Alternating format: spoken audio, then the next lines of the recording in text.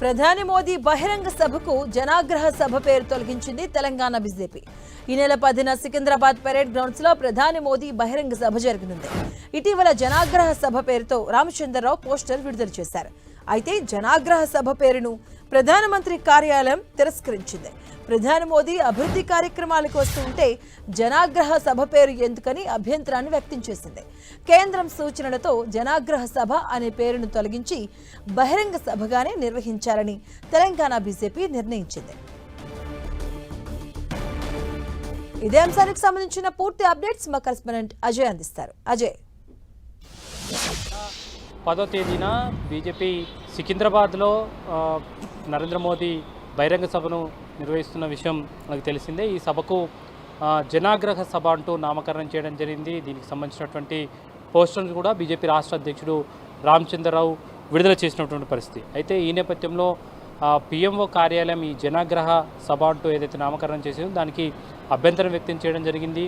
నరేంద్ర మోదీ దాదాపు 7,000 కోట్ల అభివృద్ధి పనులకు శంకుస్థాపనలో అదేవిధంగా ప్రారంభోత్సవాలకు వస్తున్నటువంటి కార్యక్రమానికి జనాగ్రహ సభ ఏ విధంగా పెడతారంటూ రాష్ట్ర కమిటీని అయితే కొంత రాష్ట్ర కమిటీ పెట్టినటువంటి పేరును అభ్యంతరం తెలిపినటువంటి పరిస్థితి కనబడుతుంది. ఆ పేరును రిజెక్ట్ చేస్తూ మరేదైనా పేరు పెట్టాలి లేదా నరేంద్ర మోదీ బహిరంగ సభగా నిర్వహించాలంటూ కూడా సూచించినటువంటి పరిస్థితి. దీంతో ఏదైతే జనాగ్రహ సభ అంటూ పెట్టినటువంటి పేరును బీజేపీ కూడా తీసివేసి సాధారణంగా నరేంద్ర మోదీ బహిరంగ సభ పేరుతో కూడా ఈ 10వ తేదీన జరిగేటువంటి సికింద్రాబాద్ పరేడ్ గ్రౌండ్లో ఏదైతే సభ జరుగుతుందో దానికి నరేంద్ర మోదీ సభగా నామకరణం చేసినటువంటి పరిస్థితి మనకు కనబడుతుంది. దాదాపు 3వసారి ప్రధానమంత్రిగా నరేంద్ర మోదీ ప్రమాణ స్వీకారం చేస్తున్న తర్వాత మోదీ రాష్ట్రానికి వస్తున్నారు. దాదాపు 2 సంవత్సరాల తర్వాత తెలంగాణకు మోదీ వస్తున్నటువంటి పరిస్థితి. అదేవిధంగా పశ్చిమ బెంగాల్ ఎన్నికలు రిజల్ట్స్ వచ్చినాక ఆయన దేశవ్యాప్తంగా మొదటి పర్యటనను కూడా చెప్పుకోవచ్చు అటు ఇటుగా. ఈ నేపథ్యంలో ఆయన ఏ విధమైనటువంటి కామెంట్స్ చేస్తాడు, ఒకవేళ పశ్చిమ బెంగాల్లో బీజేపీకి అనుకూలమైనటువంటి రిజల్ట్స్ వస్తే ఆ సభ సంబరాల సభగా అదేవిధంగా బీజేపీ కార్యకర్తలను దేశవ్యాప్తంగా ఉన్నటువంటి బీజేపీ శ్రేణులను ఒక ఉత్సాహాన్ని నెక్స్ట్ లెవెల్కు తీసుకెళ్లే విధంగా చేసేటువంటి సభ అవుతుంది. అదే ఒకవేళ పశ్చిమ బెంగాల్లో బీజేపీ ఓడిపోయి ఉంటే వాళ్ళకు బీజేపీ కార్యకర్తల్లో భరోసా నింపుతూ గెలుపోటములు సాధారణంగా ఉంటాయి, వాటిని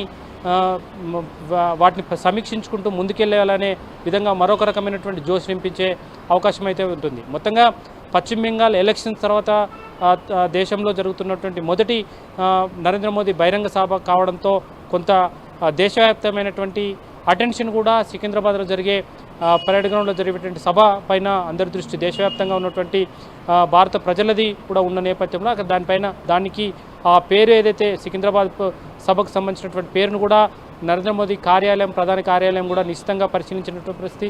ఈ నేపథ్యంలోనే ఆ సభకు జనాగ్రహ సభ పెట్టద్దు, సాధారణమైనటువంటి నరేంద్ర మోదీ సభగా నామకరణం చేయాలి లేదా మరేదైనా పేరు పెట్టాలని సూచించినటువంటి పరిస్థితి. జనరల్గా బీజేపీ విజయోత్సవ సభలు, విజయ సంకల్ప సభలు అదేవిధంగా ఇలాంటి జనాగ్రహ సభలు నిర్వహిస్తూ ఉంటుంది. అయితే పశ్చిమ బెంగాల్ ఎన్నికల ఫలితాల తర్వాత ఈ సభ నిర్వహిస్తున్నటువంటి సమయంలో ఆ టైంలో ఆ ఫలితాలు ఏ విధంగా ఉంటాయి అనేది తెలియని పక్షంలో అది విజయ సంకల్ప సభన విజయోత్సవ సభన అనేది తేలే అవకాశం లేకపోవడంతో పూర్తి స్థాయిలో ఆ సభను నరేంద్ర మోదీ సభగా నిర్వహించే విధంగానైతే జాతీయ పార్టీ అదేవిధంగా కేంద్ర ప్రభుత్వం కూడా నిర్వహించి తలపెట్టిందని చెప్పుకోవచ్చు. అయితే సికింద్రాబాద్ సభతో పాటు పరేడ్ గ్రౌండ్లో కూడా మరొక సభ నిర్వహిస్తున్నారు. సికింద్రాబాద్ పరేడ్ గ్రౌండ్తో పాటు బేగంపేట్ విమానాశ్రయంలో మరొక సభ నిర్వహిస్తున్నారు. బేగంపేట్ విమానాశ్రయ ప్రాంగణంలో నిర్వహించే సభను పూర్తిగా అధికారిక కార్యక్రమాలు, శంకుస్థాపనలు అదేవిధంగా ప్రారంభోత్సవాలకు సంబంధించినటువంటి అధికారిక కార్యక్రమంగా నిర్వహించబోతున్నారు. అదేవిధంగా సికింద్రాబాద్ పరేడ్ గ్రౌండ్లో నిర్వహించేటువంటి సభ పూర్తిగా పార్టీ కార్యక్రమంగా, పార్టీ సభగా బీజేపీ శ్రేణులను దాదాపు 2 లక్షల మందిని అక్కడికి చేర్చే విధంగా అదేవిధంగా రాష్ట్రంలో ఉన్నటువంటి నలుమూలల నుండి, అన్ని జిల్లాల నుండి, అన్ని నియోజకవర్గాల నుండి ఈ సభకు జనాలను తరలించేందుకు బీజేపీ పార్టీ సిద్ధమవుతుంది. ఇప్పటికే రోజువారీగా కార్యక్రమాలను సమీక్షిస్తూ ఒక్కొక్కరిగా విభాగాల వారీగా కార్యక్రమాలకు వారికి అప్పగిస్తూ ప్రజాప్రతినిధులు, ఎంపీలు, ఎమ్మెల్యేలు, ఎమ్మెల్సీలు, బీజేపీకి సంబంధించినటువంటి జిల్లా అధ్యక్షులు, పార్టీ నేతలతో అందరితో కూడా వరుసగా రామచంద్రరావు భేటీ అవుతున్నటువంటి పరిస్థితి మనకు కనబడుతుంది. అయితే మొత్తం విషయంలో చూసుకున్నట్లయితే ఏదైతే జనాగ్రహ సభ పేరుతో నిర్వహించి తలపెట్టినటువంటి పేరును తొలగించి ఇప్పుడు సాధారణంగా మోదీ బహిరంగ సభగా నిర్వహించాలని కేంద్ర పార్టీ అదేవిధంగా కేంద్ర ప్రభుత్వంలో ఉన్నటువంటి పిఎంఓ కార్యాలయం అయితే సూచించినటువంటి పరిస్థితి. దీంతో ప్రధాని సభగా రాష్ట్ర బీజేపీ నామకరణం చేసి సభను 10వ తేదీన అత్యంత వైభవంగా నిర్వహించేందుకు సిద్ధమవుతుంది. Right, thank you Ajay.